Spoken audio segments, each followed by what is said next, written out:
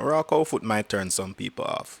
Plenty would pass on it, but Jamaicans, we know better. Cow foot hardly has any meat. It's all skin and bones. But you now cook cow foot for the meat, you cook it for the texture, the flavor, and most of all, the sauce. That cross section shows you exactly what it is. Tendons, bone, fat, and skin. My meat shop gets these clean real good, so I never get cow foot with hair on it. And trust me, the hair is a big reason plenty locals skip cow foot. Traditionally, the feet were roasted over wood fire, then scraped with a knife to remove the hairs. But it wasn't just about cleaning, the roasting charred the skin and added a serious smoky flavor. You can still find cow foot prepared like that in Jamaica, but it's not so common commercially. These ones are nice to clean, so let's move on to the next step. This is 4 pounds of cow foot, by the way. You can season this in a variety of ways. It's just to get some early flavors going. Herbs and spices that complement beef stews also work great for cow foot too.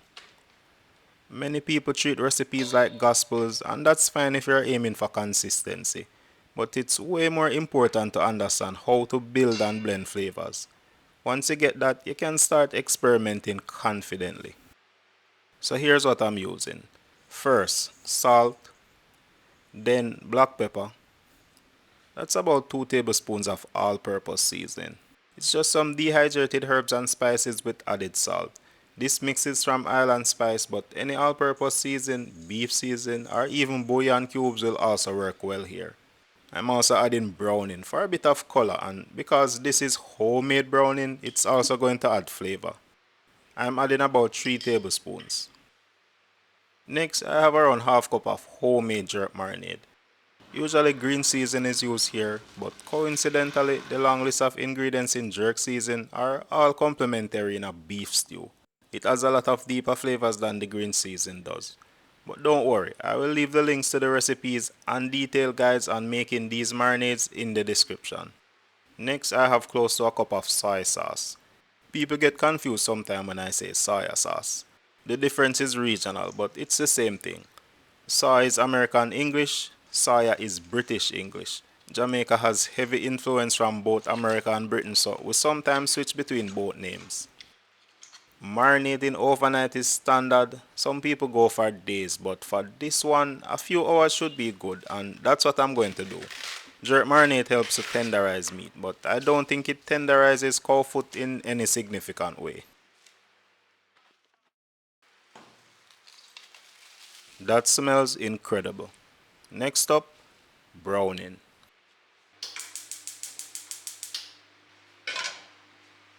Browning is key for developing those deep savory flavors.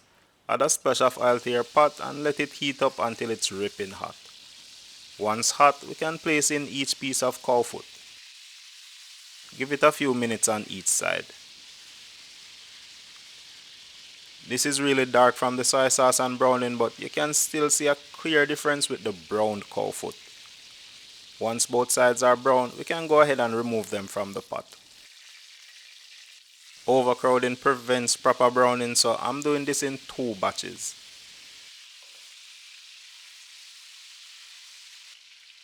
It looks like we have some burning at the bottom of our pot. I might have to change my pot for the next steps.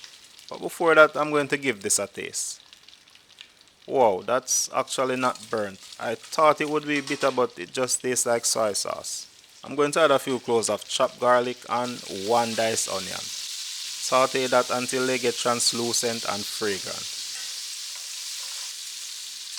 Yeah, the color was making me a bit nervous at first, but after tasting again, it's solid. Might have just been a little heavy-handed with the soy sauce or browning, but the flavor is still on point. So now I'm adding back all the cow foot plus any extra marinade left behind.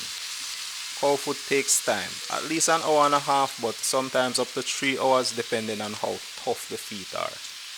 A pressure cooker is a popular option since it cuts the cook time in half. But traditionally, Jamaicans either pressure it or cook it on wood fire outside to save on gas. Cow foot is packed with collagen, more than any other part of the animal. To break that down, you need low, slow cooking. Now we add water. I just rinse out the marinade bowl and pour that in first because it's a sin to waste flavor. You might see people add hot water, but I prefer cold water, and I will show you why in a minute. It's always hard to determine the exact amount of water this needs, but a good starting point is to completely submerge the cowfoot. Next, I'm going to cover that and let it come up to a boil. You probably could use a bit of stock here instead of all water, but trust me, this is already a flavor bomb. Using cold water helps to draw out impurities from the cowfoot. As the water heats up, it gradually draws out blood and soluble protein from the meat. They rise to the surface as scum so we can easily skim it off. As a bonus, excess fat is also mixed in with that scum so we can remove that as well.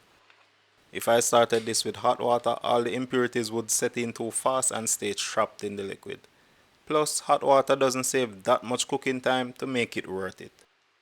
Once this comes up to a boil, I'm going to reduce the heat to low and cover it. Let that simmer until the feet get tender. After about an hour on low heat, this has reduced a lot. This is a problem you might run into with buying cowfoot. You sometimes get a variety of feet from different cow that all take different times to cook. Right now some of these are really firm and others are already tender. It's not a big gap so it won't be a problem. This needs some more time so I'm adding a bit more water. Be conservative at this stage, we can always add a little more later. After about another 30 minutes these are fart tender. So let's wrap up this stew. First I'm adding about a cup of ketchup. That's about a tablespoon of chopped garlic.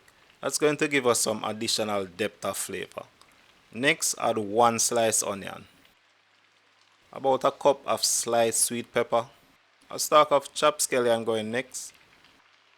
For heat and that signature scotchy flavor, I'm adding a bit of sliced scotch bonnet. Next, I'm adding 2 cups of broad bean. I soaked these in water overnight for better texture and I was cooking them while the cowfoot was simmering. Broad beans are a must in rich Jamaican stews, like oxtail. They stretch the flavor of the protein and help the dish feel more substantial.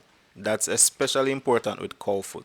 Since there's not much meat, the sauce does most of the heavy lifting. Stir that in and let it simmer for a few minutes so the flavors can come together. Cowfoot is usually served with ground food, yam banana, some boiled dumplings, but today I'm serving it up with some steamed rice. I just steam this with some chopped scallion and a bit of butter. To level it up, I'm adding some fresh basil from the garden. That fresh basil complements stew cowfoot surprisingly well. And of course, you can't have a proper Jamaican stew without fresh thyme. I'm adding it right at the end to keep all those nice volatile aromatics.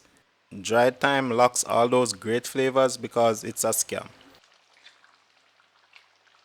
That smells incredible. It's a lot darker than I was going for. Maybe too much browning. But as long as the taste is on point, I will be very happy. Let's give it a taste. My, that's really good. This is where I'll usually tweak the season or fix anything off, but this one hit the bullseye. That is it. Deep rich flavors. The color might be a bit too deep though, but either way, this is delicious. I use a lot of jerk seasoning, but it doesn't taste like jerk. It tastes like its own thing, an extremely flavorful stew cowfoot. The texture is soft but still has a nice bite. By the way, the more this cools, the stickier it will get thanks to all that broken down gelatin.